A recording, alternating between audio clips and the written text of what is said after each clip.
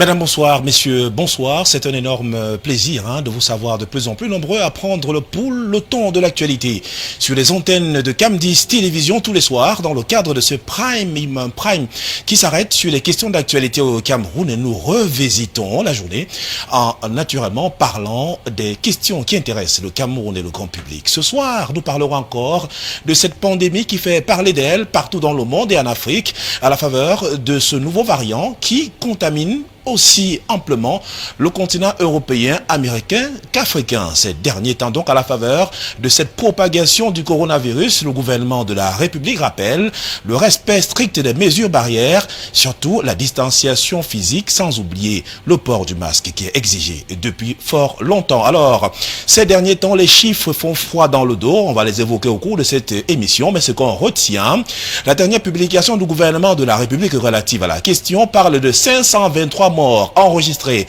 au Cameroun dans le cadre de Covid-19.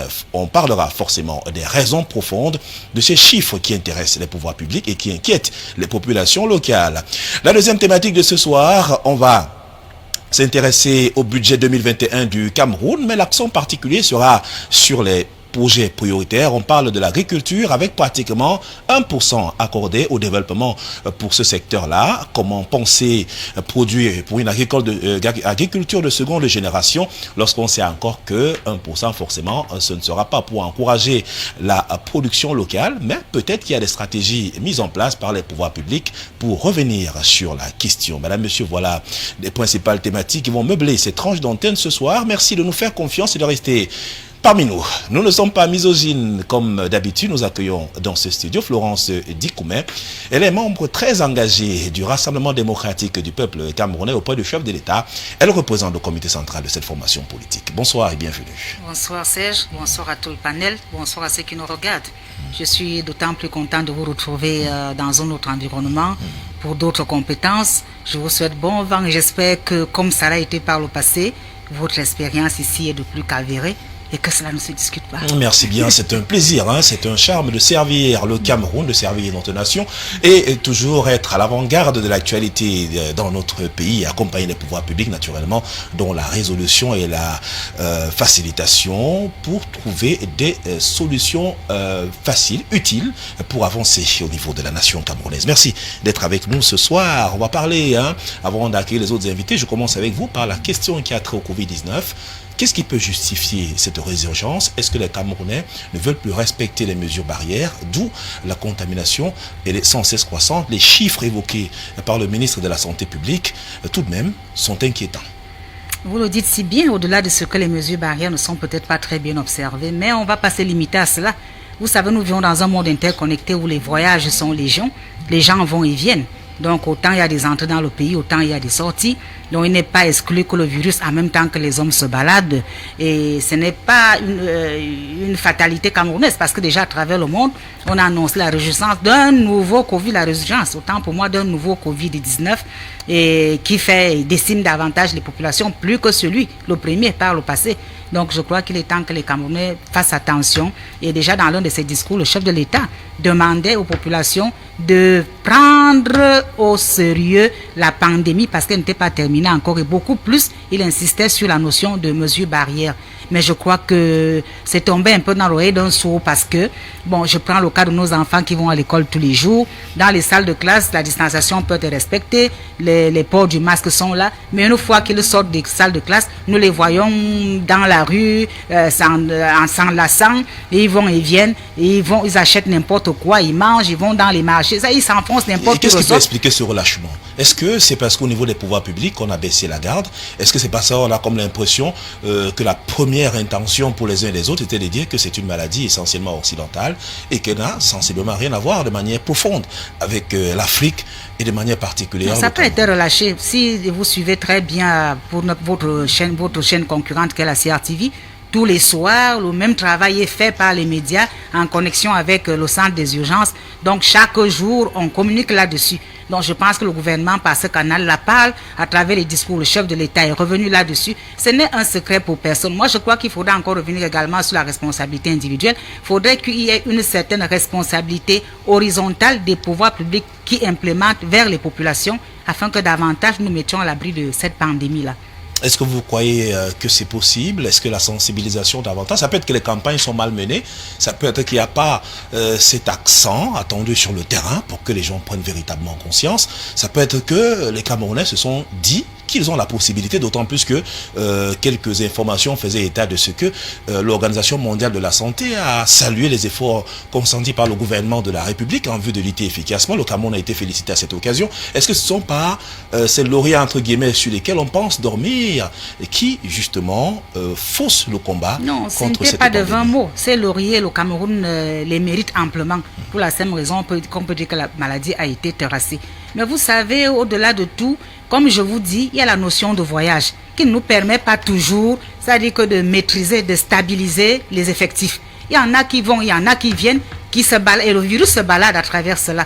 Alors vous savez, à un moment, il y a eu ouverture des frontières, même si on a resserré ces derniers temps. Mais je vous dis, je crois que par ce canal-là, quand même, le Cameroun a pu reprendre un coup sévère. En tout cas, c'est pour notre bien, c'est pour que nous nous sentons encore un peu mieux et qu'on puisse faire reculer cette pandémie qui est une gangrène véritable pour les économies africaines et une véritable malchance, on peut le dire, pour le développement du continent africain. Merci d'être avec nous ce soir. Nous accueillons Boubacar, il est conseiller municipal pour la formation l'UDC. C'est un militant très engagé auprès de cette formation politique. Bonsoir Bouba et soyez le bienvenu. Bonsoir Serge, bonsoir aux autres copanélistes, bonsoir à tous ceux qui nous regardent. Et ça fait un plaisir, c'est un plaisir pour moi de me retrouver pour la première fois à CAMDIS. Et je pense que je souhaite beaucoup de bonnes choses à Serge déjà ici et à la maison. Et c'est un beau studio que je retrouve. Merci bien. Nous respectons les normes internationales, en tout cas par la magie du travail abattu par le top management de CAMDIS TV. Les ambitions premières, c'est d'être parmi les chaînes référentielles au Cameroun et qui ont le ton et qui veulent tutoyer l'actualité dans notre pays. Merci. Et déjà, je constate déjà sur le plateau que la distanciation est observée. C'est la moindre des choses. Et puis le sujet, il va d'une très grande importance. Je vais m'arrêter avec vous sur les chiffres avancés par le gouvernement de la République. On parle des cas positifs, 33 749, les cas guéris 31 362, les cas décédés 523, les cas actifs 2200, dont 158 en UPEC et 38 sous oxygène. Le taux de guérison est autour de 93%, avec un taux de létalité de 1,5%, un taux de sévérité de 1,6%, et le taux d'occupation des lits, lui, il va sans cesse grandissant. On est pratiquement passé de 2,8% la semaine dernière à 5% dans notre pays, le Cameroun, d'où la situation tout de même semble être alors elle est critique et le gouvernement interpelle les uns et les autres dans le respect des mesures barrières. Ces chiffres qui sont avancés et le taux d'occupation qui a ainsi augmenté, est-ce que cela n'interpelle pas davantage la conscience des Camerounais sur la voie publique? Déjà, je pense dans un premier temps et je souhaite que ces chiffres ne soient pas la camerounaise.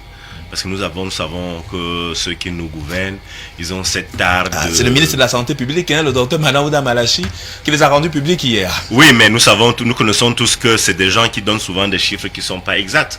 Mais s'il arrivait, s'il s'avérait que ces chiffres soient exacts, déjà je commencerais par tirer un grand coup de chapeau au corps médical. Parce que le taux des alités, il est quand même faible. Bien sûr que depuis quelques jours, il est en train de croître. Et comme madame l'a dit tout à l'heure, Florence, je pense qu'il faudrait que les Camerounais prennent conscience. Le mal, il est là. Nous vivons avec ce mal. Les Camerounais doivent prendre conscience. Le chef de l'État, dans son message à la nation, je pense que c'est le seul point. C'est le seul point sur lequel nous a entretenus. Respectons les mesures barrières. C'est ce que moi j'ai retenu du discours du chef de l'État. Nous devons respecter les mesures barrières parce que la maladie est là. Mais les pouvoirs publics, qu'est-ce qu'ils font? C'est là le problème. Le pouvoir public ne nous aide pas. Je vais prendre regardons par exemple, nous disons, allons dans les marchés. Dans les marchés. Mais c'est la cacophonie. Dans les agences de voyage. Le seul endroit où le gouvernement RDPC et ses alliés ont trouvé utile, c'est dire distanciation, dans les écoles. Mais ça, c'est le gouvernement qui empêche les Camerounais d'arborer leur masque. Et c'est le gouvernement qui empêche que les Camerounais respectent la distanciation physique, qui est un véritable gage, efficace aussi pour ne pas contaminer. Est-ce que c'est le gouvernement qui empêche que les gens soient dans le respect des règles édictées par l'OMS et par le gouvernement de la République du Cameroun? Oui, mais Serge, je dis, ce n'est que dans les établissements scolaires où c'est respecté. Prenons par exemple les agences de voyage. Alors, prenons une agence au hasard qui part de Douala. Un bus parti de Douala pour rendu Kousseri. Il a pour 48 heures de voyage. 70 personnes. Dans des terminaux, dans des agences, des villes, les différentes villes que ce bus va traverser. Il y en a qui vont descendre, il y en a qui vont monter. Que se passe-t-il? Mais c'est la porte ouverte à la contamination. 70 personnes, on est serré. Et ensuite, nous savons tous comment le transport se fait. Il y a des surcharges. Un bus de qui est supposé prendre 70 personnes, surtout parfois avec 80-90. Alors, avec ça, comment ne voulons-nous pas que le taux soit élevé de nos jours? Je dis, pour me résumer, pour chuter, vraiment, les Camerounais, mes frères Camerounais, changeons de paradigme, prenons conscience, ne nous fions pas au discours politique et politicienne de nos dirigeants. Et surtout, restons prudents. C'est ce que rappelle le ministre camerounais de la Santé publique. Merci Bouba d'être avec nous ce soir pour cet échange. Un autre invité, Janvier, nous a retrouvé. Janvier Mbala est là. Il est un leader jeune, mais avec de grosses ambitions en politique pour accompagner le Cameroun naturellement. Il a son point de vue sur les questions de société, voire sur les questions de manière globale qui accompagnent notre pays au quotidien. Bonsoir Janvier et bienvenue. Bonsoir Serge, bonsoir chers copanélistes. Je salue également les personnes qui nous regardent ici et ailleurs. Je suis très heureux d'être ici. C'est ma toute première fois et je dois dire que je suis captivé par la qualité des infrastructures et tout ce qui va avec. Je suis très heureux. Merci une fois de plus. Merci bien. Sentez-vous chez vous. Donc, c'est une équipe dynamique jeune. Donc, la moyenne d'âge autour de 20 ans. Vous comprenez bel et bien que le Cameroun offre des opportunités pour ces jeunes. Le chef de l'État l'a compris depuis fort longtemps. Et même ceux qui pensent que ça va mal, mais les jeunes essayent de prendre en main leurs responsabilités, même si dans le fond de la question, tout ce qui touche l'emploi reste encore problématique, mais les jeunes essaient tout de même, à travers ceux qui montent des projets aussi importants comme ceux-ci et qui décident d'extirper ceux-là même qui sont à la merci de l'oisiveté et entre autres de la dépendance, de venir de temps en temps monter dans ce projet télé pour rester dans l'émergence du Cameroun. Je suis avec vous sur la question du Covid-19. C'est vrai que ça va mal en Europe, les économies sont touchées, au Cameroun pareil. Mais aujourd'hui, la résurgence semble être là pour certains et il est fort probable qu'on pense à un reconfinement au Cameroun, mais sauf que ce reconfinement peut avoir des soucis dans le sens d'aider les Camerounais à s'en sortir véritablement au quotidien. Alors qu'on sait bel et bien que la petite économie au Cameroun, c'est la petite PME, c'est la débrouillardise. Renvoyer les gens en confinement, c'est comme donner l'impression qu'ils retournent s'asphyxier chez eux. On a essayé la première expérience, malheureusement ça n'a pas porté grand fruit. Donc, les mesures qui ont été édictées par les pouvoirs publics, la première règle, on peut dire d'or. Donc, quand il fallait déconfiner, c'était l'ouverture des snack bars, des gargotes et autres. On a vu les Camerounais, alors qu'ils ont entendu la première mesure gouvernementale, ils n'ont plus suivi le reste. Ils se sont retrouvés embrassés partout. Maintenant, est-ce que ce n'est pas ces dispositions-là qui sont un handicap et véritable dans la lutte contre la propagation de la pandémie? Les effets pervers du Covid-19 sur les économies sont sans précédent, surtout dans notre contexte africain. Et il est sans ignorer que depuis l'année passée, depuis le mois de mars 2020, nous sommes en guerre. Nous sommes en guerre contre un ennemi commun. Un ennemi qui n'est pas physique, un ennemi qui ne nous donne pas des coups, bien qui ne tire pas sur nous, mais un ennemi qui nous déstabilise à distance et dans l'air. Cet ennemi s'appelle le coronavirus, alias Covid-19. Pour revenir à la question de la libéralisation de certaines stratégies, bien de certains mouvements, de certaines dynamiques qui ont permis à ce que il y ait une résurgence du taux de contamination du Covid. Je dois tout simplement dire que ça ne va pas. Ça ne va pas. Pourquoi? Parce que c'est une chère responsabilité, c'est une responsabilité partagée, aussi bien au niveau des pouvoirs publics qu'au niveau de la population tout entière. le pouvoir public représente, ou alors le gouvernement représente, comme on le dit vulgairement au quartier, le maître. Celui-là que lorsque ça ne va pas, il doit pouvoir donner des ordres, il doit pouvoir parfois chicoter. Mais on constate que c'est ce même gouvernement qui n'est pas du maître, et non seulement il n'est pas du maître dans la même mesure où il n'est pas le maître qui fouette, le maître ou bien le père fouettard, il n'est pas également celui-là qui respecte d'une manière ou d'une autre les mesures barrières. Lorsque vous faites un tour en ville, il y a des policiers qui nous surveillent. Combien de ces policiers portent d'abord les cache-nez? Pourquoi? Parce que ce sont ces personnes-là qui doivent constituer une sorte de vitrine. Pour rester dans votre même logique, on se souvient qu'il y a quelque temps, il y avait même des mesures fiscales qui avaient été prises, c'est-à-dire que vous ne portez pas de masque, c'était des amendes de 500, 1000 francs, 2000 francs en fonction de la situation. Soit vous êtes sur une moto, soit vous êtes dans un véhicule, soit vous êtes à pied. Mais on n'a pas senti cette mesure prospérer sur le terrain. C'est la seule manière, bien la seule stratégie qui sera mise sur pied, qui va atteindre, qui va porter la promesse des fleurs. Pourquoi? Parce que nous avons une façon de dire en Afrique que l'Africain ne comprend que par la chicotte. C'est la seule, et alors la seule mesure qu'il faudra mettre, c'est-à-dire mettre sur pied des mesures fiscales qui vont permettre à ce que, lorsque vous êtes en une infraction du point de vue du non-respect des mesures barrières, c'est-à-dire qu'on prélève quelque chose, peut-être 500 francs ou bien 100 francs, et là vous verrez que les gens aborderont leur main. Même s'ils ne vont pas aborder leur max devant le policier de façon tacite, mais devant le policier, vous verrez qu'il va aborder son max. Et là, ce n'est pas négligeable. Je pense quand même que l'Africain ne comprend pas la chicotte. Il faut que l'État fasse une pression qui ne va pas frustrer, mais une pression positive qui permettra à ce que les gens soient responsables, et même également les jeunes. Madame Dikoumé parlait de la responsabilité personnelle, devant être responsable.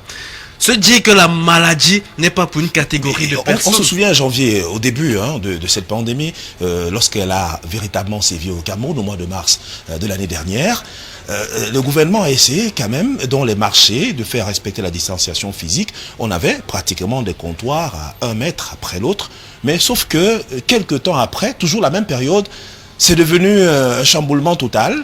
Et donc, sur le marché, les gens se saluaient, s'embrassaient comme ils pouvaient, mais il n'y avait aucun respect. Et puis, d'ailleurs, aussi, l'une des mesures, c'était le lavage des mains à de l'eau coulante et du savon. On a, dans un premier temps, vu cela devant les magasins, devant les boutiques, mais de plus en plus, il y a ce relâchement. Il y a un problème d'éducation sanitaire. C'est-à-dire, les Africains, je ne veux pas dire pas seulement les Camerounais parce que c'est un problème africain, les Africains ne sont pas éduqués du point de vue de la santé. C'est-à-dire, lorsque vous allez dans mon village, vous dites à une maman qui sort de son champ qu'il y a une maladie qu'on appelle le Covid-19, qu'après 2 ou 3 heures, elle doit prendre son savon, bien un gel alcoolique pour laver ses mains, ou alors qu'elle doit aborder un cache-nez pour ne pas attraper la maladie et tomber ou bien de mourir. Je pense qu'elle va vous regarder comme si vous sortiez tout droit de l'hôpital, parce qu'elle ne comprend pas ce que ça veut dire. C'est-à-dire, il y a un problème d'éducation. On doit commencer par là. Problème de sensibilisation et d'éducation à la santé, de sorte à ce que toutes les strates de la société aient une véritable maîtrise de cette notion de santé qu'on n'y retrouve pas chez nous dans le contexte du Covid-19 au Cameroun. Merci Janvier pour cette première réaction assez significative. C'est vrai que Florence Dikoumé a donné le ton de cette quête permanente et de cette sensibilisation. Est-ce qu'on va rester en sensibilisant finalement les Camerounais qui ne comprennent pas, parce que l'inquiétude du gouvernement de la République est là, elle persiste. Il voulait davantage que les gens soient conscients. Mais sur le terrain, on ne ressent pas les mesures répressives qui amènent au respect. Mais pendant ce temps, dans les centres hospitaliers, il y en a qui sont couchés parce qu'ils sont rattrapés par le Covid-19. Quelle stratégie finalement adopter? Est-ce qu'il faut, comme Janvier l'a indiqué, il faut peut-être les oreilles du noir, ce sont ses fesses, il faut des mesures assez fortes, contraignantes, pour que les gens portent ne serait-ce que des masques, pour éviter que le virus circule véritablement, parce que ce n'est pas le virus en lui-même qui circule, mais ce sont les hommes qui circulent avec ce virus. Oui, avant déjà de répondre à votre question, je voudrais vous dire que nous vivons dans un monde interconnecté. Internet est venu faire un travail de main de maître. Ça veut dire que la sensibilisation ne passe pas toujours parce que nous sommes tous connectés sur le net. Et en nous connectant, il y a des vidéos qui sont devenues virales. De part et d'autre, c'est des messages de pas de sensibilisation, mais ça dit qu'on assiste à un triangle renversé où la sensibilisation régalienne à laquelle nous attendons, nous vivons une autre forme de sensibilisation. Il y a un vaccin qui arrive, on veut décimer les Africains. Et ne vous saluez plus par le coude, c'est des sectes, on veut déjà vous embarquer. Donc il y a tout un tralala au-dessus, autour de la Covid-19 qui est tel que ça rend davantage les Africains réfractaires à tout type de sensibilisation. On dira non, le coude, ce sont les gens de telle fratrie, de telle confrérie qui font ça. Non, le poing, c'est tel qui... Et quand vous rencontrez quelqu'un, vous lui tendez le bras. Non, non, m'amenez pas vos histoires là. Vous êtes toujours tantôt, vous leur demandez, mais les histoires, on vous dit de ne pas tendre la main parce que ça ne passe pas. Et par ailleurs, cette radicalisation affecte les couches sociales. J'ai été en mission dans un pays voisin il y a quelque temps, je me garde le citer ici, où le chef de l'État là-bas a implémenté, n'est-ce pas, la chicotte. Alors, quand je suis arrivée là-bas, au lieu d'aller à l'hôtel, je suis descendue dans une famille amie. Et le matin, déjà avant de partir, les conférenciers nous ont demandé d'avoir des cache-nez depuis nos pays de départ. Alors, j'avais mes cache-nez bien achetés ici, dans mon sac. Et quand je sortais, les enfants à la maison courent. Tantine, tantine, tu as pris les cache-nez tout effrayé. J'ai dit, oui, j'ai les cache-nez. Non, non, il faut mettre. Mets le cache-nez. Alors, parce qu'il y a un véhicule de l'entreprise qu'on avait affrété qui venait me chercher le matin. Non, non, non, mets le cache-nez. Alors, je suis dans la voiture. Non, non, même dans la voiture. Alors, c'est plus tard que je vais comprendre pourquoi. Une fois que nous sommes dans les artères de la ville, qu'est-ce que je remarque? Un monsieur de l'âge de monsieur Baba, que les policiers sont en train de molester, et dit à coups de chicotte. Ils l'ont copieusement fouetté. Alors, là, nous sommes dans la circulation à les feux, nous nous arrêtons et j'assiste à cela. Je demande au chauffeur, mais qu'est-ce qui se passe? Pourquoi un père de famille, on me dit, tout le monde rit dans la voiture, on me dit non, il n'a pas de masque. Donc là-bas, le masque est devenu une religion. Vous n'avez pas de masque, on vous fouette. Et l'administration a eu à subventionner les masques. Le masque comme celui de mon copanéliste coûte 100 francs CFA. Parce que l'État subventionne. Donc le masque est obligatoire, il est à portée de tout le monde. Personne ne saurait dire que c'est 500 francs. Non, c'est 100 francs CFA que le masque coûte. Alors, je tiens donc à ramener cet exemple chez nous ici. Ça dit que le Cameroun aujourd'hui traverse une crise socio-politique. Je dis bien socio-politique. Qui est telle que, si cette chicotte arrive ici maintenant, je crains qu'après Boko Haram, après la crise du Nord-Ouest, après les marches blanches, le gré à gré et tout ce que vous savez, on ne se retrouve ici dans une autre calamité. Parce qu'une fois qu'on va molester Madame Dikoumé dans la rue, bon, au moins on me voit sur les antennes, on sait que je suis du RDPC, ce sera Monsieur Baba. Voilà. On faut déjà les militants de l'UNDP. On ne cherche même pas à savoir si les militants de l'UNDP, juste parce qu'il a un sarreau, automatiquement. l'UDC, hein. Voilà. Non, non, c'est pour vous dire qu'une fois qu'il a le sarreau, tout de suite c'est l'UNDP. Une fois que peut-être il sera habillé en dope. Ah non, ça c'est le MRC. Voilà le travail que le RDPC, ce sera une stigmatisation. Alors nous allons assister à une autre crise que nous couvrons même déjà à travers, n'est-ce pas, des mailles politiques. Et moi, je crains un peu cela. C'est bien, c'est vrai que nous ne comprenons que par le fouet, mais chez nous, en ce moment, nous passons par une situation assez sensible, qui est telle que si on met le fouet dans la rue, je crains qu'on ne débouche à autre chose. Et justement, ça demande une véritable prise de conscience. Et Bouba Aboubakar, vous pensez que la situation peut changer demain? Est-ce qu'il peut y avoir un regain de confiance à nouveau? Est-ce que les pouvoirs publics le font parce que ces pouvoirs publics n'ont pas beaucoup pensé à investir dans la sensibilisation véritablement? Ou alors on s'est dit qu'on laisse chacun face à son propre destin? Ou peut-être l'esprit selon lequel on pense qu'on a bien géré la pandémie? Je reviens sur la préoccupation. On pense qu'on a bien géré la pandémie et qu'entre-temps, on peut réussir tout de même à avoir des potions traditionnelles à consommer. Je le rappelle souvent, hein, dans le traditionnel Ngulbetara, qui se boit habituellement partout, même si d'aucuns estiment qu'il n'y a pas une garantie qui pourrait promettre ou alors permettre d'avoir une guérison. On a également le traitement de Monseigneur Samuel Cléda, qui a fait école, donc l'élixir Covid et Absat Covid, qui sont deux types de traitements en cas de maladie. Est-ce que tout ça ne vient pas devant le grand public en indiquant que même si vous êtes malade demain, on peut vous soigner, on peut avoir un taux de guérison? Lorsqu'on observe également les chiffres qui ont été avancés par le ministre de la Santé publique, on a comme l'impression qu'on guérit ou alors on tombe malade. Finalement, on a un taux de guérison de 95%. Est-ce que ce n'est pas ça qui met sur pied un certain foutisme entre guillemets, où les gens se comportent comme ils veulent et comme ils peuvent? Oui, déjà vous aviez cité, Serge, les exploits des Camerounais. Je veux aussi ajouter Dr Eloge, qui a fait de merveilles. Et il n'y a pas que Dr Eloge. Bon, l'autre je prends encore entre guillemets. On nous a parlé aussi de Fipangras. Bon, là, je remets Le fameux Fibangras. le fameux Fibangras d'un ministre. Bon, là, je mets encore en réserve. Mais je dis, ce qui peut justifier aussi cela, c'est le fait, à mon avis. Certes, il y a eu la pharmacopée traditionnelle qui a fait des avancées, ça a contribué, mais le pouvoir aussi ne nous a pas accompagnés. Nous ne sommes pas accompagnés par le pouvoir public. Il n'y a pas eu d'accompagnement de ce côté.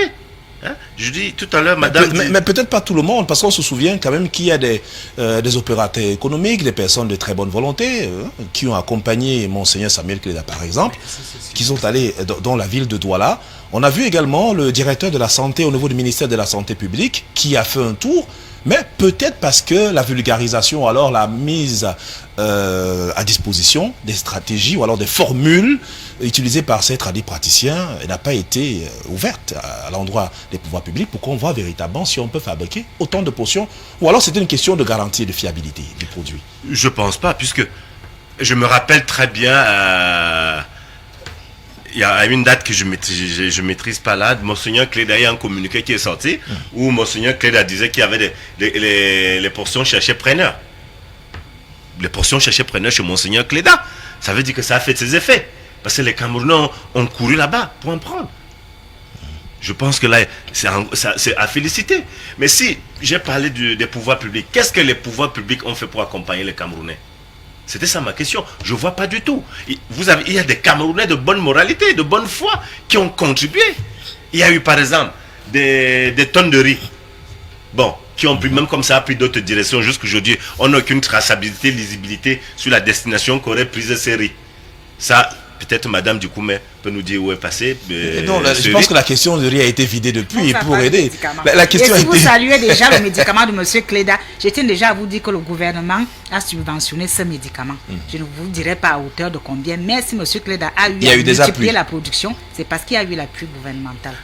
Bon, je ne dis pas non, le gouvernement a appuyé, mais pour le Camerounais lambda, qu'est-ce que le gouvernement a fait? C'était ça ma préoccupation. Il y a plein de mesures que le gouvernement a eu à mettre en place. C'est-à-dire que sur le plan économique, sur le plan social et même au niveau de la subvention de certaines personnes, c'est-à-dire que qui se disaient fabricants de médicaments. Il y a même eu plusieurs fois des séminaires au ministère de la Santé publique. Moi, passant par les escaliers, j'ai assisté. C'est-à-dire qu'on a reçu les tradis praticiens et qu'on a essayé de mixer à la médecine conventionnelle, voir ce qu'on pouvait faire, de quoi ils étaient capables. Mais ce n'est pas notre faute, la faute du gouvernement, si on réalise qu'il y a plus de charlatans que de véritables tradis praticiens. Parce que chez nous, un peu, nous confondons la notion de naturopathe, herboriste et tradis praticien.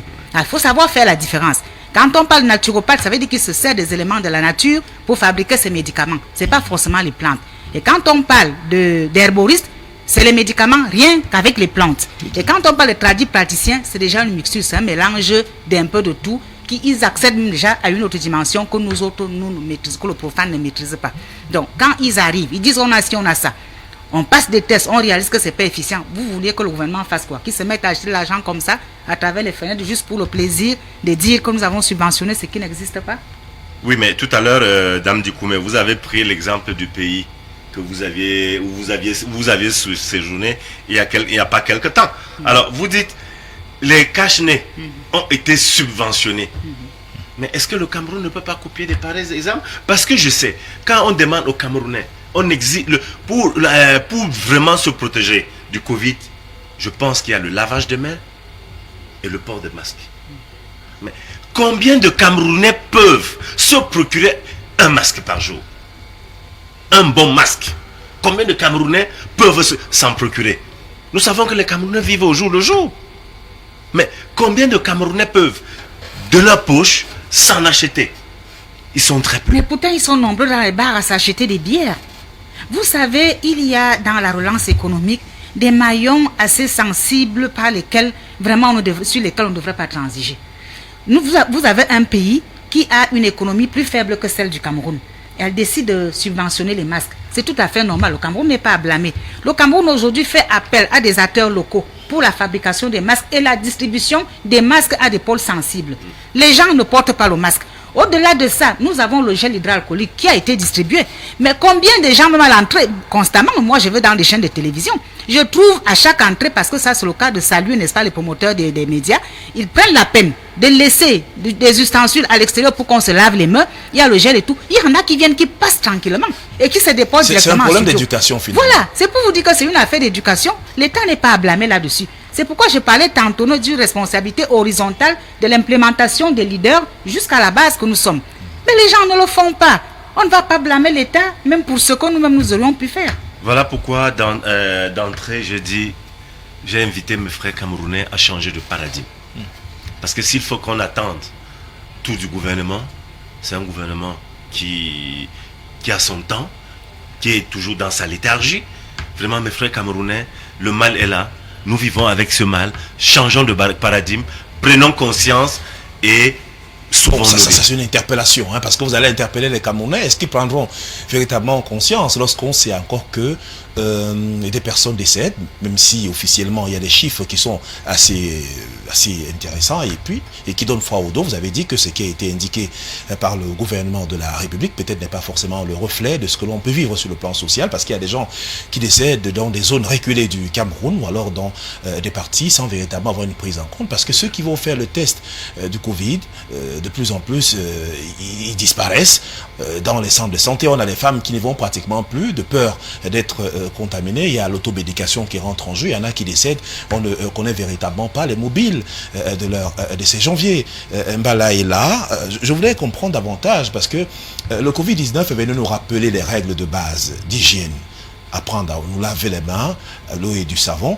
Alors que c'est la morale qu'on pourrait encore apprendre à l'école primaire. Vous avez des gens qui pouvaient passer toute une journée en touchant tout et rien, sans véritablement penser à se laver les mains. Est-ce que ce n'est pas l'occasion de prendre conscience que la saleté, finalement, tue aussi? Il est clair que c'est l'occasion idoine de se rappeler des notions que nos enseignants nous ont prodiguées au niveau de l'école normale, ou bien de l'école maternelle, primaire, secondaire, parfois même universitaire. C'est le lieu, bien, c'est le moment idoine de se rappeler de ces règles, mais la question demeure. Nos parents, ils vivaient dans la forêt, nos ancêtres, je préfère le dire comme ça. Ils vont dans la forêt, ils n'avaient pas toutes ces notions-là. Il faut se laver les mains, il faut parfois porter un gel, un face mask, un cache-nez. Mais ils vivaient longtemps. 130 ans, 120 ans, 110 ans. Comment est-ce qu'ils faisaient? C'est peut-être la question que je vous pose également à vous. Quitte à ce que vous puissiez nous dire comment est-ce que nos parents faisaient. Mais ils vivaient longtemps. Et il faut se tenir compte qu'il y a des réalités qui sont entrées en jeu. Il y a la nouvelle technologie de l'information et de la communication. Il y a ce qu'on appelle le jeu l'insalubrité. Voilà, l'insalubrité. Qui n'existait pas à cette époque-là. À cause, n'est-ce pas, des produits manufacturés qu'on nous apporte, des produits chimiques qui peuvent se détériorer dans la nature, et les frontières qui sont poreuses et tout. Donc, ils n'avaient pas accès au même type de saleté que nous. Les bidonvilles, ils ne les connaissaient pas. Ils étaient dans la race campagne, ils respiraient de l'air pur. Ils étaient au contact de quoi? Des arbres, de la terre. Ils mangeaient bio. Aujourd'hui, nous avons beaucoup de choses qui rentrent en compte l'insalubrité dans nos cités et que nous ne nettoyons pas. Conclusion, au contact de ces choses-là, nous sommes malades. Et je voulais également ajouter que dans le cadre de l'atteinte des objectifs du millénaire pour le développement, il est question pour les entreprises qui produisent de la toxicité, donc dans les industries chimiques, de pouvoir réussir à neutraliser ces effets chimiques. Plusieurs pays en Europe ont essayé de le faire, mais vous avez l'un des pays comme les États-Unis d'Amérique qui parfois ne réussissent pas toujours à diluer le taux de pollution au niveau de l'environnement, ce qui a des effets incalculables sur la nature, ce sont des gaz à effet de serre qui influencent directement sur la couche d'ozone, avec tout ce qu'on a comme extrémité aussi forte dans la chaleur qui est propagée. Pour le cas des pays africains, c'est très difficile. Vous avez des personnes, des entreprises chimiques qui sont là sur place, qui produisent même du savon entre autres, mais qui ne peuvent pas toujours réussir à neutraliser les déchets. Que fait-on? C'est un autre débat qui peut être amorcé dans ce sens, mais pour nous, il est question aujourd'hui de comprendre davantage pourquoi la propagation du Covid. Est-ce que vous pensez que les pouvoirs publics ne sont peut-être pas essoufflés dans le cadre de la bataille, de la lutte, de la sensibilisation? C'est pourquoi ils ont été élus, c'est pourquoi ils sont nommés chaque jour pour faire leur travail, c'est-à-dire ils sont rémunérés sur la base de leur travail, n'est-ce pas? Donc, comme moi je me lève chaque matin pour aller à l'école, rentrer étudier, pour affronter une session Nobel Contrôle continue. Le ministre également doit se lever et communiquer et sensibiliser chaque jour, comme moi je le fais. Chacun a une responsabilité dans l'État. Le président de la République a une responsabilité, le conseiller municipal a une responsabilité, la militante RDPC a une responsabilité, le médecin, chacun a sa responsabilité. Ce serait, sur la base de vos propos, dire que tel métier ou alors telle corporation est meilleure que l'autre. C'est-à-dire, tous les métiers se valent et chacun doit faire son travail. C'est sur la base de ce travail que nous sommes rémunérés. Véritablement, Bouba, avec vous, donc si on va sortir de cette thématique, donc on peut espérer que les Camerounais, peut-être parce qu'on ne parle pas beaucoup, on ne montre pas, peut-être pour des raisons éthiques, montrer les personnes qui sont touchées, montrer les personnes malades. Est-ce que si on avait pris peut-être la campagne de l'autre revers, on allait dans les centres hospitaliers, on montrait, on faisait des interviews, un peu comme ça se passe dans d'autres pays européens, qui accentuent la campagne. Est-ce que si les Camerounais voient d'habitude des personnes qui décèdent avec des éléments d'appui dessus de Covid-19 au quotidien, au vu du rendement qui est fait dans une certaine mesure par les pouvoirs publics, est-ce que ça n'amènera pas ces Camerounais à prendre conscience et à dire voilà quelqu'un qui est mort des suites de négligence, ça peut être moi demain, ça peut être mon frère après-demain. Est-ce que cela ne va pas être une sorte de tic dans l'esprit des personnes qui voient véritablement ceux qui sont décédés et on leur demande d'être clairs, de respecter les mesures barrières afin de ne pas tomber dans les mêmes pièges. Parce que quand un parent décède, ou alors un proche décède, c'est tout un fossé qui est creusé entre l'éducation des enfants, entre les proches et autres. Est-ce que cela ne peut pas susciter une réaction positive de la part des populations dans la lutte véritable, une certaine avancée significative pour qu'on respecte les mesures barrières et qu'on évite la contamination à grande échelle? N'allez pas dans les gargotes et autres snacks par de lui. À cet instant précis, vous verrez que de la magie là-bas. Oui Serge, je vais d'abord faire une petite observation. Régulièrement, les représentants du RDPC dans des plateaux de télévision vont souvent du coq à l'âne, ils disent souvent des choses qui ne tiennent pas. Mais pour une fois, vraiment, je partage les points de vue et les analyses de Dame Dikoumé. Parce que déjà, elle a répondu à cette question que vous me posez tout à l'heure. Et les Camerounais ont un problème. Il y a déjà des messages qui arrivent. Tantôt c'est tel qui fait ci, tel qui fait ça. On est perdu. Le Camerounais dans sa tête, c'est que non, c'est une maladie inventée pour je ne sais quoi. Les Camerounais n'ont pas encore pris conscience. Beaucoup n'ont pas pris conscience que le mal est là et il est profond. Alors, visiter les hôpitaux, oui, ça aurait été une très bonne chose. Mais, je ne suis pas médecin. Ceux qui vont aller visiter les hôpitaux, je pense que c'est même encore s'exposer. Alors, vraiment, il faut juste que les Camerounais prennent conscience que le mal est là et il est profond. Parce qu'il y a aussi une chose, c'est que le Camerounais est imbécilisé, si je peux utiliser le terme. C'est-à-dire, pour lui, il vit dans la je m'en fous. Le Camerounais vit dans la je m'en fous. C'est il prend tout à la légère. Il y a une conscience permanente pour comprendre davantage ce qui se passe autour de lui. Est-ce que ce ne sont pas les questions d'ordre conjoncturel finalement? On se dit, il y en a qui se résignent, qui se disent on est dans la pauvreté, on est dans la misère, ça ne change pas, on est dans un système politique, économique assez compliqué et difficile, les riches deviennent de plus en plus riches, les pauvres deviennent pauvres. Est-ce que ce n'est pas cette résignation qui est aussi à la base de ce laxisme pour des questions de santé individuelle? Justement, c'est où j'allais chuter Serge. Et je vais encore prendre l'exemple de Dame Dikoumé tout à l'heure. Alors, regardez quand il y a eu un petit relâchement. Le lendemain, les Camerounais ont couru où? Dans les gargotes. C'est pour ça que je ne cesserai de dire, prenons conscience, mes frères Camerounais, changeons de mentalité. Le mal, il est là. Et le gouvernement doit prendre ses responsabilités pour sensibiliser, informer la population. Merci à tous. Peut-être on va sortir de cette thématique avec une dernière réaction. Je commence par vous, Janvier Mbala, et là, sur le Covid-19.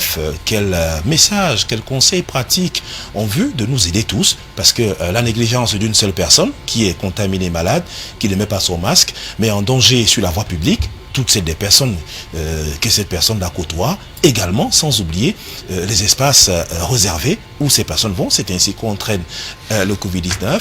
Quelle réaction, quel message pour la suite de cette véritable bataille contre cet ennemi? Mon message va à l'endroit de deux entités.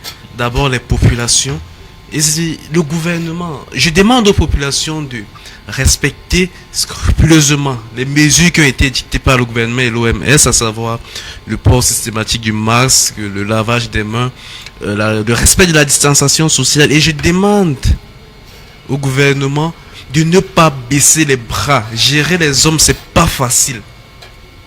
D'ailleurs, quelqu'un disait, Saint Augustin disait que tout pouvoir vient de Dieu. Et si ce pouvoir vient de Dieu, Dieu nous donnera, ou alors Dieu donnera la force au gouvernement de pouvoir continuer le travail pour lequel il a été confié.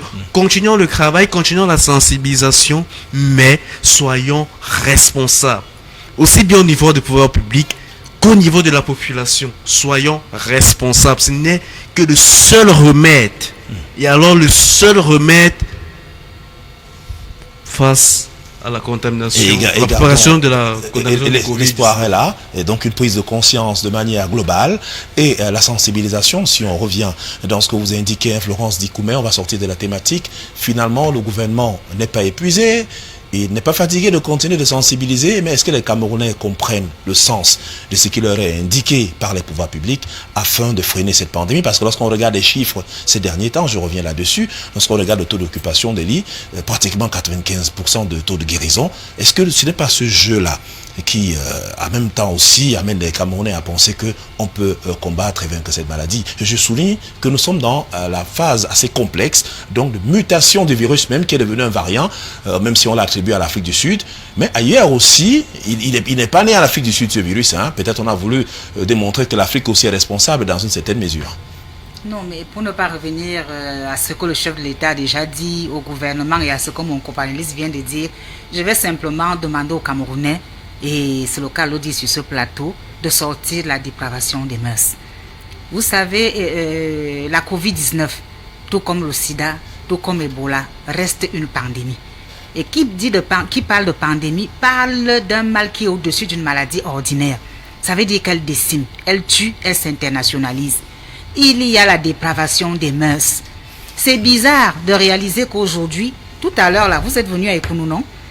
Lorsqu'il sera 19h, à ce même carrefour, sur la route qui va vers le marché, vous trouverez des jeunes filles là, presque torse nu, en petite tenue, attendant je ne sais pas moi quoi. Ah, les belles de nuit. Et ce qu'il y a de réel, c'est que cette pandémie se transmet beaucoup plus par les sécrétions, qu'elles soient buccales ou qu'elles je ne sois. Bon, de toutes les façons, on est des adultes, on sait comment ils s'y prennent. Donc faisons un peu attention. Et au-delà de cela, la fréquentation massive des bars. Moi, je ne sais pas. Vous pouvez acheter une bière et la boire chez vous. Est-ce que le goût change lorsque vous êtes au bar? Oui, moi, je comprends pas. Le goût change. Bon, ça, c'est des débats. Non, peut-être pas forcément. C'est psychologique et pas forcément le goût. On peut dire que c'est l'environnement. Il y en a qui aiment des espaces conviviaux. Il y en a qui peuvent changer il faut arrêter avec ça. d'une bière avec des gens qui négocient et discutent. Nous passons justement par des moments difficiles. Essayons de refréner ces ardeurs-là. Et puis, cessons de montrer la route du bar à nos enfants. Vous avez un véhicule, vous êtes en train de rentrer à la maison, arrêtez-vous. Vous pouvez me faire signe au serveur de venir, lui donner l'argent, serre-moi 2 bières, mettez dans la voiture. S'il vous plaît, allez la prendre à la maison. Quand vous avez fini, vous allez dormir. C'est dans les habitudes. Hein. Mais cette histoire où vous envoyez les enfants dans les bars, c'est qui est certain, c'est qu'après vous, ils commencent à aller. Et je suis d'autant plus ulcéré que j'ai découvert quelque chose qui m'est très proche. C'est-à-dire que j'ai un frère qui a une cave chez lui. La cave était pour les étrangers qui arrivaient. Mais quand il n'est pas là, ses petits-enfants de 11-12 ans prennent des canettes et vont derrière la maison. Et c'est la femme de ménage qui attire mon attention. Elle dit, madame, je ne sais pas comment faire pour le dire à votre frère, de peur qu'on me scalpe ici. Voilà ce que ces enfants font. J'ai dit, ah bon, elle me dit, attendez, vous allez voir. Ces enfants reviennent de l'école et tournent dans tous les sens. Et puis quelques temps après, c'est le calme plat. Pour réaliser effectivement qu'il y a des canettes que ces enfants prennent. Donc je dis, même lorsqu'il y a une cave à la maison, apprenons à fermer cette cave-là. Mettons la clé en lieu sûr. Il y a des endroits auxquels les enfants ne devraient pas avoir accès. Comme pour dire que si vous envoyez l'enfant au bar, après vous, il s'en ira sans que vous nous en rendiez compte. La dépravation des mœurs. Arrêtons avec cela. Et au-delà de ça aussi, il y a les voyages. Comme a dit un panéliste sur le plateau, il faut essayer de vérifier les effectifs dans les bus de transport. Vous ne pouvez pas faire la distance Yaoundé-Maroua ou Yaoundé-Bamenda avec le bus en surcharge. Vous vous arrêtez à Makenene où il y a des effusions corporelles avec des gens que vous trouvez, vous revenez, vous remontez dans ce bus. Peut-être même parti Yaoundé, vous n'étiez pas malade. Mais au contact d'un sujet porteur à Makenene ou à Bertois, vous vous retrouvez contaminé et venez redistribuer ça à vos compagnons de voyage. Donc il faut que le gouvernement aussi essaie de regarder de ce côté-là, que les bars, c'est vrai qu'on avait ouvert pour essayer, n'est-ce pas, de relever la petite économie, pour amener les gens à se distraire un peu. Mais eux, ils n'ont pas compris que c'était un peu. Aujourd'hui, c'est difficile de refréner les ardeurs. Mais moi, je crois que s'il y a un reconfinement, qu'on soulevait le cas tout à l'heure, que ce ne soit pas un confinement absolu, mais qu'on essaie de revoir, n'est-ce pas, la libéralisation qu'on a eu à accorder à certains secteurs. Libéralisation peut-être, ah oui, Abouba, juste un petit mot pour sortir de la thématique. Oui, ce soir. Je pensais, ce que je voudrais ajouter, c'est vraiment, il faudrait que nos forces de maintien de l'ordre montrent de l'exemple en portant leur masque, et exiger à la population. Parce que au début de la pandémie, quand tu n'avais pas de masque, le policier qui venait te sensibiliser, lui-même il n'en avait pas. Donc vraiment, je pense qu'on peut encore exiger le port des masques, mais il faudrait qu'en ce moment, que les forces de maintien de l'ordre prêchent d'abord par l'exemple. Prêchent par l'exemple et réussissent à sensibiliser, bref, à mettre en évidence les indications du gouvernement de la République dans la lutte efficace contre cette pandémie. C'est par cette mesure forte qu'on pourrait davantage lutter efficacement contre cette pandémie, contre sa propagation, qui est une gangrène pour les économies africaines et partant les économies camerounaises, même si on a mis quelque temps en avant la résilience de ces économies, elles qui réussissent à se tenir face à cette pandémie et ne chavirent pas à tous les niveaux. D'ailleurs, le chef de l'État l'a indiqué, un taux de croissance autour de 8 voire 10% pourrait être assez important pour notre pays, le Cameroun. Florence Dikoumé, Bouba Boubacar, Janvier Mbala est là. Merci de rester avec nous. Nous abordons la deuxième thématique de cette tranche d'antenne ce soir. Nous parlons du budget du Cameroun à la faveur des premières priorités. L'on accorde 1% de ce budget-là au secteur agricole au Cameroun, alors qu'on sait bel et bien que l'agriculture est un levier important pour l'économie du Cameroun. On parle d'une agriculture de 3e génération. Peut-être quelques observateurs de la scène économique au Cameroun pensent que si nous restons dans la perspective d'une agriculture financée assez faiblement telle que celle-là, comment penser une agriculture de seconde génération avec la daba, là-haut, dans les marchés, avec véritablement rien de grand à apporter. Bouba Boubacar, je commence par vous. Vous êtes dans un secteur qui est un grenier véritablement agricole pour notre pays, le Cameroun, la région de l'Ouest, précisément à Fumbout. Aujourd'hui, que l'agriculture est un pan assez intéressant de l'économie camerounaise, mais comment ne pas penser à renforcer véritablement cette agriculture afin de nourrir la petite localité et partant tout le Cameroun, lorsqu'on sait encore que c'est un grand vivier agricole. Je prends le cas de la région de l'Ouest du Cameroun, précisément dans le département du Noun. Oui, comme vous le dites si bien, ma commune, la commune de Fumbout, ce n'est pas seulement le grenier de la République, mais c'est le grenier de l'Afrique, de la sous-région.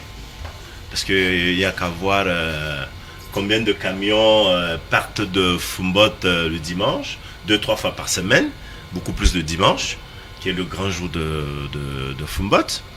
Alors nous ravitaillons tant bien que mal la sous-région CEMAC, mais on aurait pu faire mieux.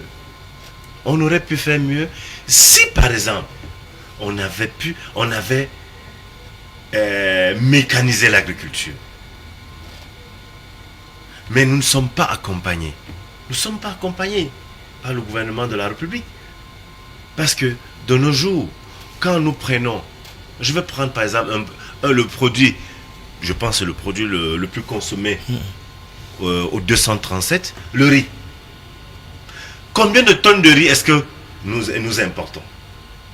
Alors qu'on pouvait limiter les importations et développer la culture du riz local. Et je signale déjà que le riz cultivé actuellement au Cameroun, pour ceux qui en consomment, comme moi je dis, c'est le riz de meilleure qualité. C'est le riz de meilleure qualité. Mais pourquoi est-ce que le gouvernement de la République ne peut pas investir, ne peut pas accompagner? On a également des grosses entreprises, notamment le cas de la Semerie, la société d'expansion et de modernisation des rizicultures de Yagua, dans la région du Nord Cameroun, qui pourrait davantage aider le Cameroun à sortir de ce marasme sur le plan agricole. On sait également que quelques petites productions se retrouvent sur le plan local, parce qu'il y a un riz qui vient de la région du Nord Cameroun, disponible sur la place publique, mais sauf qu'il ne bénéficie pas d'une certaine campagne de vulgarisation. Peut-être le temps de laisser Florent Zikoumer réagir sur la question. Est-ce que parce que les pouvoirs publics voulaient davantage privilégier les opérateurs économiques, ceux qui prennent des tonnes de riz venant de l'extérieur pour en vendre sur le marché local, alors qu'on pouvait bien privilégier les investissements. Cela va aussi, d'où le cas du poisson, les investissements sur le plan local et accompagner le secteur agricole. On sait quand même que le budget du Cameroun, c'est un peu plus de 4 800 milliards de francs CFA pour cette année. Vous l'avez si bien dit, il faut encourager, n'est-ce pas, les importateurs, les amener à pouvoir vendre. C'est aussi ça, le gouvernement, soutenir les importations. Mais je tiens déjà à vous dire que lorsque nous parlons d'agriculture ici, il n'est pas simplement question d'agriculture. Je vous ai encore souligné un volet au début en vous disant que nous vivons dans un monde interconnecté à travers les échanges commerciaux. Donc le commerce international se dynamise. Alors là-dedans, il y a l'agriculture, il y a les produits de l'industrie, il y a tout type de produits que vous trouvez, n'est-ce pas, au sein du commerce international. Il peut donc pouvoir se faire des échanges que nous ne pouvons pas maîtriser à l'extérieur, nous autres citoyens lambda. Pour la simple raison, je vais prendre un cas terre à terre. Bon, voilà, nous demandons par exemple au gouvernement chinois de venir arranger le pont des Bebda. Il nous dit non, je peux le faire, mais en contrepartie, au lieu que ce soit des espèces, je vous donne mon riz. J'ai des stocks de riz invendus, vous me les prenez, j'arrive. Donc vous voyez que là, c'est un échange de services. Donc vous voyez le riz entrer en échange, n'est-ce pas, de la fabrication du pont des Bebda. Mais lorsque le citoyen lambda voit ça, il ne comprend pas. Pourquoi? Parce que l'État a des mécanismes internes qu'à l'extérieur, nous ne pouvons pas toujours maîtriser. Mais aussi au niveau de la production, la Semerie n'est pas en train de mourir. Même si elle a battu de l'aile, il m'est revenu il y a quelque temps encore qu'il y a des engins neufs que l'État a eu à mettre en place là-bas. Et puis il y a notre politique agricole qui veut qu'on essaie, n'est-ce pas, d'encourager les acteurs locaux. Parce que la plaine, justement, du Djamaré, je l'ai parcouru il y a quelque temps encore, pas parce que j'allais la visiter, à l'an où je suis parti, bon, je suis passé par là, j'ai emprunté la voie terrestre à un moment donné, j'ai trouvé qu'il y a des riziculteurs, c'est-à-dire que qui ont occupé la totale, c'est-à-dire que le total étendu de la plaine du Logon, c'est des riziculteurs. Ils sortent d'où? En fait, ce sont des gens que la Semerie a eu à accompagner pendant des années, qui aujourd'hui, bien que la Semerie ne tourne plus en plein régime, continue maintenant de produire. Et la production est abondante. J'ai même ramené de ce riz-là. Et je tiens à vous dire que là-bas, j'ai acheté 5 kilos, parce que c'est des grosses assiettes, à 1000 francs CFA. J'ai ramené le riz de 2000 francs CFA. Mais qu'est-ce qui empêche plusieurs ménages, écoutez, j'en viens, plusieurs ménages ici ont eu à manger de ce riz-là au-delà de ma maison. Donc il y a un autre problème maintenant qui se pose. Même sur le plan national, il y a une forme de concurrence. Nous avons le bon riz d'Ondop qui arrive également ici. Alors comme chez nous, tout ne se passe toujours que selon l'échiquier l'éthique ou l'échiquier ethnique, lorsque la ménagère arrive au marché, celle qui sort de l'ouest de Grassfield, elle se reconnaît dans le riz d'Ondop. C'est ce qu'elle demande. Celle qui vient maintenant vient de la Benoué ou qui vient de l'extrême nord, son problème c'est le riz de Yagua. En fait, ça se reconnaît à vue d'œil. Donc elle ne cherche pas, elle sait où aller. À la simple différence que bon, nous avons le riz taïwanais qui est là, nous avons le riz sénégalais qui est là aussi, qui obéit, n'est-ce pas, au flux des échanges commerciaux que nous avons avec des pays amis. Donc n'oubliez pas qu'au-delà, n'est-ce pas, de cet échange interconnecté, nous avons également des pays qui nous accompagnent dans l'aide au développement, qui peuvent aussi d'une certaine manière implémenter certaines choses qui sont, n'est-ce pas, inconnues aux citoyens lambda. Oui. Également, je vous reviens le temps de donner aussi la parole à Janvier Mbala et là sur la question. Si on ne reçoit pas véritablement de subventions dans le secteur agricole au Cameroun, on sait bel et bien qu'il y a plusieurs opérateurs qui sont sur les plateformes, mais qui ont besoin d'engins, c'est-à-dire de tracteurs, qui ont besoin du main-d'œuvre jeune, qui ont besoin également des routes et de refaire le verger. Vous savez, les routes paysannes parfois ne sont pas entretenues, ça demande énormément de moyens. Est-ce que ce n'est pas une autre façon, peut-être pour les pouvoirs publics qui ne prennent pas conscience qu'il faudra véritablement encourager dans le fond, même si l'exode rural est perceptible entre les jeunes qui quittent les localités villageoises pour se retrouver dans le centre-ville à la recherche de meilleures conditions de vie. Est-ce que ce n'est pas par là, en négligeant ce type de situation, qu'on pêche dans le secteur agricole afin de ne pas pour autant accompagner véritablement comme cela devait être les associations agricoles dans notre pays, le Cameroun. Alors qu'on est un pays agricole, je le souligne. Je pense que c'est la base. Je pense que pour ma part c'est la base, le financement de l'économie. Il y a quelque temps j'étais à une foire. Il y a un monsieur qui commercialise des vins, des liqueurs fait maison, c'est-à-dire fait au Cameroun avec des produits camerounais. Je lui ai posé la question de savoir, mais ton produit est tellement bon parce que je l'ai goûté, c'est tellement bon. Qu'est-ce qui fait en sorte que il ne soit pas vu sur le marché? Parce que c'est tellement bon, c'est tellement... Et ça fait maison avec des standards. Il me dit, parce que la communication est chère. Pour vulgariser son produit, il faudrait qu'il passe par certains canaux. Comme on le fait partout ailleurs. Canaux de la publicité, canaux de la communication, parfois même des relations publiques. Pour dire tout simplement que il est question pour les pouvoirs publics de financer l'économie à la base, arranger les routes. Lorsque je vais dans mon village, j'ai une palmeraie dans mon village, lorsque je vais là-bas pour ramener le produit de ma plantation, les routes sont gâtées. Ça n'encourage pas. Ce sont des petites stratégies à mettre en œuvre en vue de financer l'économie. Le financement de l'économie n'est pas seulement que je vous donne de l'argent. Alors que je vous attribue 20 millions pour que booster vos campagnes. Ce sont des petites choses qui permettront à ce que le producteur local ait une certaine maturité à pouvoir mettre sur pied des dynamiques qui vont permettre à ce que le développement économique ne soit plus une vue d'esprit, mais une véritable réalité. Il y a la communication. La communication coûte très cher. Pour un jeune, ou alors pour une jeune PME. Alors disons les services sociaux de base. Tout à fait. La communication coûte très cher. L'aspect infrastructurel, c'est pas ça. Le machinisme, ça ne donne pas. Et lorsqu'on te présente 1% du budget attribué au secteur agricole, ça laisse à réfléchir. L'agriculture fait partie des secteurs privilégiés et même importants de l'économie. On a dit dans ce pays que la terre ne trompe pas. La terre ne trompe pas. Exact, la terre ne trompe pas. Et c'est ça qui nous fait, il faut se le dire.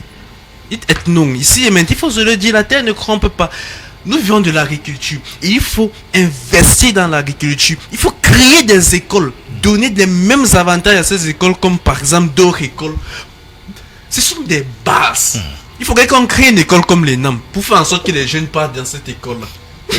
Même comme il y a d'autres qui sont contre la création de ces grandes écoles, qui sont restées dans l'administration figée, et que c'est même par là que peut-être les problèmes du Cameroun il faut investir dans l'agriculture. L'investissement dans l'agriculture est tellement immense. Les écoles, les routes, les infrastructures, accorder des priorités, je sais pas comment on appelle ça. Dans des priorités, les mesures d'accompagnement de manière générale. Je reviens le temps de rester avec Bouba. Un budget d'un peu plus de 4800 milliards de francs CFA pour 2021 au Cameroun. Un budget, le gouvernement l'a rappelé, qui sera axé sur les projets non achevés au Cameroun. C'est-à-dire que vous avez, par exemple, l'autoroute Douala-Yaoundé qui doit être achevée. Vous avez les projets qui ont trait à la Coupe d'Afrique des Nations de football. Quand je parle de la Coupe d'Afrique des Nations de football, je parle des infrastructures sportives, les stades, parmi lesquels le stade Olémbé, le stade Paul Biya, qui n'est pas encore achevé dans son entièreté, parce qu'il y a des éléments manquants. Vous savez, au départ, on a parlé d'un complexe, un complexe multisport, qui voudrait en son sein accueillir des infrastructures de qualité, c'est-à-dire au-delà des stades, vous avez des restaurants, vous avez des parkings, vous avez des hôtels, vous avez des espaces de repos entre autres, mais sauf que le produit qu'on a sur le marché est resté dans la forme du stade. Le chef de l'État d'ailleurs vient de permettre le déblocage de pratiquement 55 milliards de francs CFA pour la suite de ces travaux. Est-ce qu'on ne pouvait pas avoir des priorités ailleurs en vue d'accompagner davantage les Camerounais dans la logique de l'émergence qui est tablée pour 2035? Bon, je pense que le gouvernement RDPC a un agenda caché. Pourquoi coller RDPC dans le gouvernement?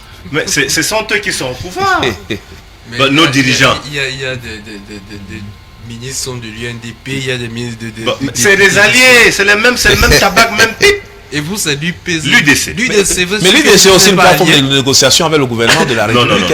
Non, nous n'avions jamais. D'une manière comme une autre, on sait bel et bien comment le feu père son âme, Dr Damoun Damdjoya, travaillait comme d'une certaine manière avec le gouvernement de la République. Parfois ministre directeur. Non, s'il vous plaît. Monsieur, le docteur Damoun Damdjoya n'a jamais été ministre sous monsieur Paul Biya.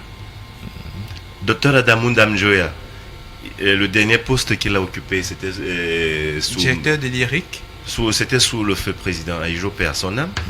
Docteur Damdjoya, le dernier poste ministériel, c'était la réforme administrative. Non, il n'y a jamais eu aucun militant de l'UDC dans le gouvernement. Dans le gouvernement, non. Nous avions toujours... Il y a eu on a failli faire des pourparlers, mais nos conditions n'ont pas été respectées. Nous avons préféré rester à notre place. Et nous nous plaisons à cette place pour le moment. On revient sur la question. Alors, pour revenir à la question, je disais que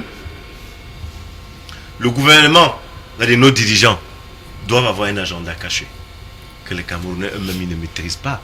Parce que nos dirigeants se comportent comme s'ils étaient de passage au Cameroun.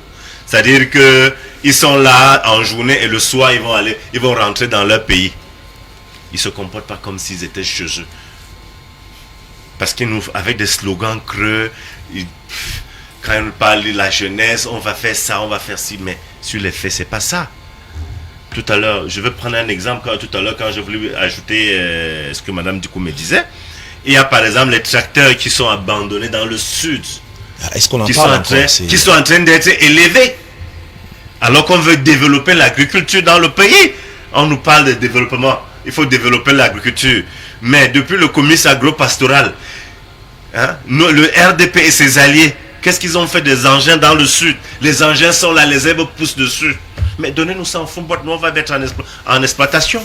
Et vous allez voir ce que nous allons le rendement que nous allons donner aux Camerounais. Alors, pour dire que le budget, le gouvernement a fixé ses priorités. C'est la finition, par exemple, du complexe de Lembe.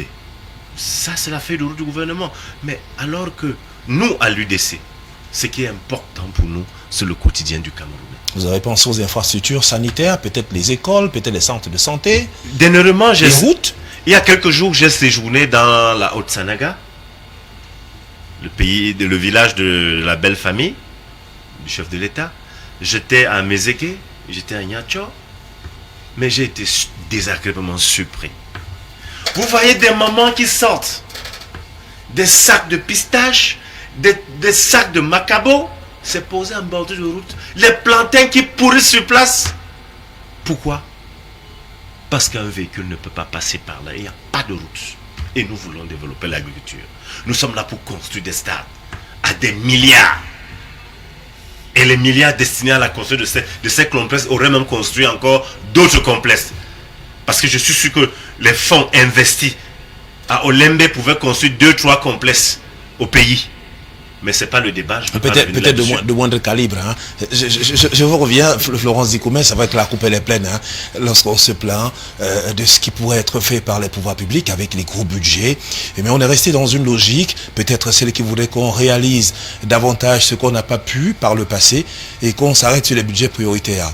En ce moment, vu que tout le monde accuse de manière claire la politique mise en place par le gouvernement de la République, qui aurait pu investir sur d'autres secteurs clés, est-ce que cela n'est pas une vision assez intéressante de penser que les secteurs prioritaires au Cameroun, l'eau, le secteur de la santé, le secteur de l'énergie, l'éducation entre autres, mais qui sont quand même en veilleuse, mais auraient pu bénéficier de gros budgets, même si de manière générale, on sait que dans le budget 2021, le ministère des enseignements secondaires est celui qui s'en sort avec la palme d'or, avec le plus grand budget pour cette année. Non, je tiens à vous dire que le budget qui a été voté pour 2021, c'est un budget dans l'urgence. Dans l'urgence parce qu'en ce moment, nous faisons face à des conflits, et à une pandémie. Et ce sont des véritables saignées financières. Alors, je voudrais le dire à mon copanéliste que peut-être qu'il ne le sait pas, il y a des tracteurs qui ont été montés et qui travaillent même déjà dans d'autres régions du Cameroun. Je voudrais citer la Damawa par exemple. Il y a certains de ces tracteurs qui sont déjà mis en service. Mais d'autres qui poussent encore. Au-delà donc de cela, Monsieur Bondia fait allusion à l'eau. Je voudrais vous dire qu'il n'y a pas d'agriculture sans eau. Il n'y a pas d'agriculture sans terre. Parce que pour l'agroagriculture, il faut l'agroéconomie, il faudrait des terres, il faudrait de l'eau, il faudrait des intrants. Et avec la pandémie, les frontières se sont considérablement refermées. Je crois que lorsqu'on vote un budget, les ministres, sinon le gouvernement, tient compte, n'est-ce pas, de plusieurs paramètres pour estimer qu'on peut affecter ceci à tel. Nous avons eu la surproduction de la tomate dans la vallée du Noun, qui a été un véritable problème pour les producteurs de tomates. Pourquoi? Parce qu'à cause de la fermeture des frontières, les tomates ne pouvaient plus sortir. On s'est retrouvé ici avec des cajots à 500 francs, 700 francs, quand vous savez combien quelqu'un a eu investi pour un champ de tomates, où il ne récupère même pas ses frais, mais simplement parce qu'il ne veut pas que cela se gâte, il fallait s'en débarrasser. Nous craignons cela à cause de la pandémie. Donc, quelque part, il faut essayer de restructurer. Ce n'est pas parce qu'on n'aime pas l'agriculture qu'on a donné 1%. Je vous dis, c'est un budget voté dans l'urgence. Au-delà de cela, nous avons, de par les partenaires économiques, des aliments qui nous viennent quand même de l'extérieur. Il y a aussi des anciens stocks venus qui sont là, qu'on devrait quelque part aussi écouler, qui font partie de cela. Donc, parlant donc de cette agriculture, ça ne concerne pas que le développement rural. On a besoin que le secteur de l'eau soit véritablement fonctionnel. Il n'y a pas d'agriculture sans eau. On a besoin que le secteur de l'énergie soit véritablement fonctionnel parce qu'on en a aussi besoin pour l'agriculture. Donc c'est pour vous dire que toutes ces choses rentrent en droite ligne. Lorsque je passe un revers de main là-dessus, je voudrais revenir sur la diversification, n'est-ce pas, de notre économie. Nous avons commencé depuis la période coloniale avec l'économie de plantation. On est progressivement en train d'enlever certaines choses parce qu'on a connu une agriculture de plantation imprimée par la colonisation qui était improductive. Vous êtes mieux placé que moi pour connaître les vieilles productions de cacao, de café. On a sorti ça désormais de notre économie pour essayer de mettre en place ce qui marche. Et dans la diversification ou dans l'agriculture, nous avons aujourd'hui le champ minier qui est un véritable trésor pour le Cameroun. Il y a une société qui est sortie de terre, des fonds baptismaux, qui a vu le jour, la Sonamine, s'en est décédée, donc la Sonamine, voilà. Qui est donc là? C'est un secteur qu'on est en train de normer, de codifier, histoire d'orienter aussi ceux de ces étudiants qui sont sortis des écoles de géologie de partout afin d'y aller. Et un secteur qui demande également de gros financements. Donc on essaye un peu de faire la balance compte tenu du contexte dans lequel nous vivons en ce moment pour voir qu'est-ce qui peut porter. Nous avons la CDC qui est en panne. Ne perdons pas ça de vue, elle ne fonctionne plus. Lorsqu'elle était là et qu'on subventionnait, le budget aussi était gros. Maintenant qu'elle n'existe donc plus, on ne peut pas, c'est qu'en temps de conflit, aller enterrer l'argent dans quelque chose qui serait du gâchis, parce que les ambazoniens encore vont se déporter sur ce champ-là. On met en veilleuse, on met en hibernation, on se dit, bon, attendons. Donc le 1% ne veut pas dire qu'on n'est pas amoureux de l'agriculture. Le Cameroun est un pays essentiellement agricole. Et pour tout développement en Afrique, on devrait passer inéluctablement par l'agriculture. C'est un budget voté dans l'urgence. Il faut la diversification et il faut certains domaines de souveraineté pour que cette agriculture soit efficiente et également l'ouverture des frontières. Même le commerce intracommunautaire a pris un coup. Allez du côté de Beloko, à la frontière avec Garoua-Boulaye. Vous verrez combien de camions sont garés là pendant des jours et des jours. De là, c'est que la production d'oignons, ça dit que les oignons venus de Garoua pourrissent sur place. Ça dit que quand ça arrive à Bangui au PK5, ça à peine si les ménagères arrivent à manger. Donc c'est pour vous dire que même le commerce intra-communautaire en sous-région SEMAC ne se porte pas très bien. Donc on a voté 1% C'était logique, c'était pour éviter des pertes certaines. Et justement, au niveau de ce commerce intercommunautaire qui a du mal à avancer, on sait bel et bien que du côté de la Centrafrique, c'est difficile. Au niveau de Garoua-Boulaye, pour allier Bangui, pratiquement 1500 camions stationnés ces dernières semaines là-bas, même si le chef de l'État centrafricain, Michel Archange Touadéra, indique que la force multinationale, reliée par des alliés dans le cadre de ces combats, pourrait permettre à ce qu'il y ait une circulation dans ces zones. Quelques camions sont déjà passés. On n'a pas la certitude, mais toujours est-il qu'à Garoua-Boulaye, dans ces premiers faits, on a pu avoir désormais des sites où les gens peuvent y rester, parce que ça fait 2, 3, 4 mois qu'ils sont sur place.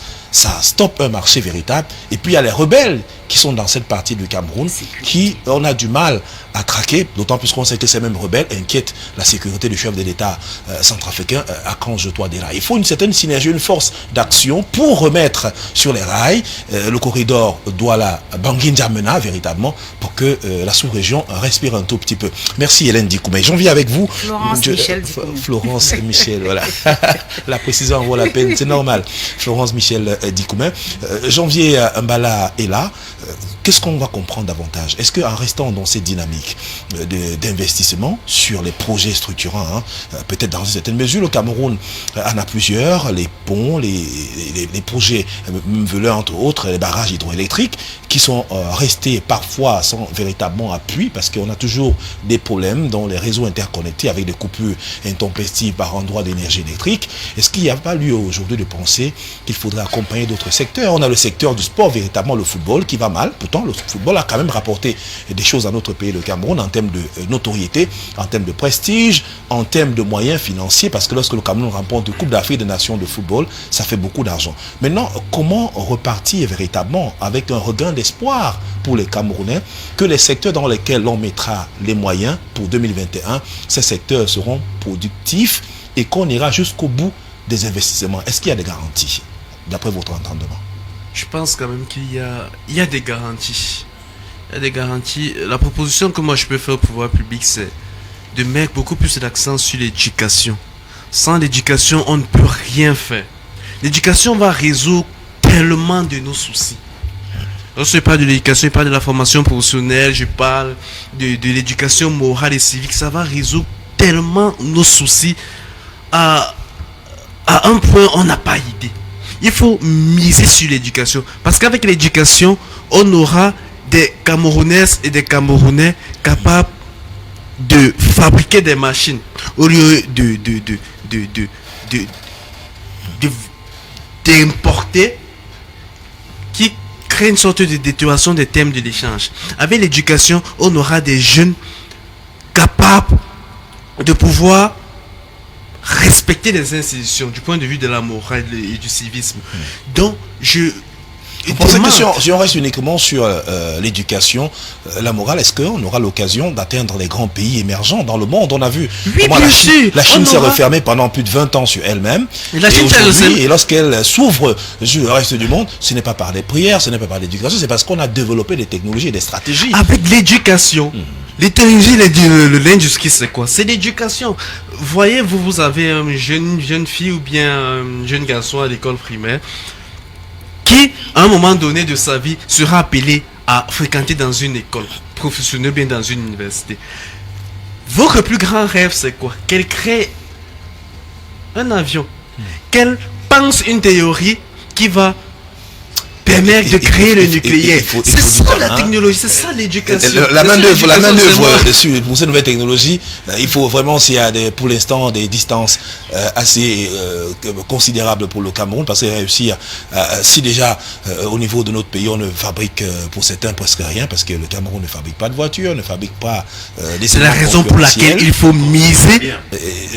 C'est la raison pour laquelle il faut... C'est la raison pour laquelle nous emporter dans ce sens sont fabriqués au pays. Voilà, juste un mot pour sortir. Oui, je dis, c'est la raison pour laquelle il faut mettre un espoir dans l'éducation. C'est compris. Bouba Boubagar, avec vous, je sors de la question en 30 secondes. Qu'est-ce qu'on retient finalement pour accompagner le Cameroun dans son émergence en 2035? On ne reste pas sur les questions illusoires, mais tout de même, on fait de la prospective. Il faut mécaniser l'agriculture. Je mets limite là. Merci. Et Florence Dikoumé, pour sortir. Je crois qu'ils ont tout dit avant moi. Je n'ai plus rien à ajouter. Et les pouvoirs publics ont déjà commencé à refaire. Il y a des tracteurs qu'on entend. Il y a même une usine de montage déjà, des tracteurs qui est en place au Cameroun, je crois. Et je crois qu'une fois qu'on aura assemblé toutes les pièces de ce qui, mon compagnoniste estimait que ça dort dans les buissons et tout, je crois que davantage on va affecter ça dans le Noun. On en verra dans la partie septentrionale parce que dans la forêt, le tracteur en fait ne sert à rien.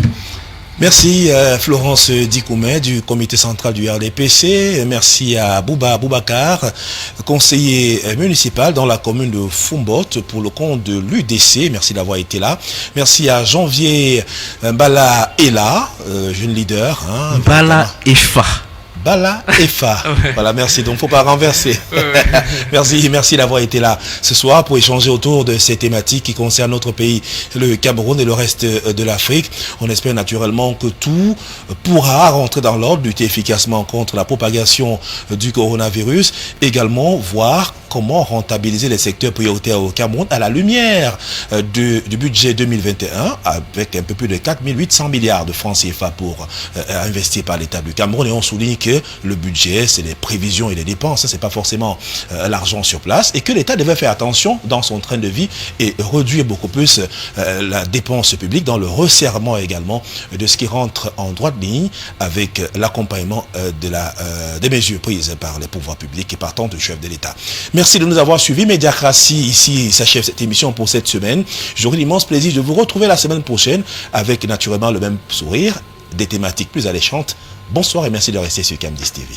Bon week-end.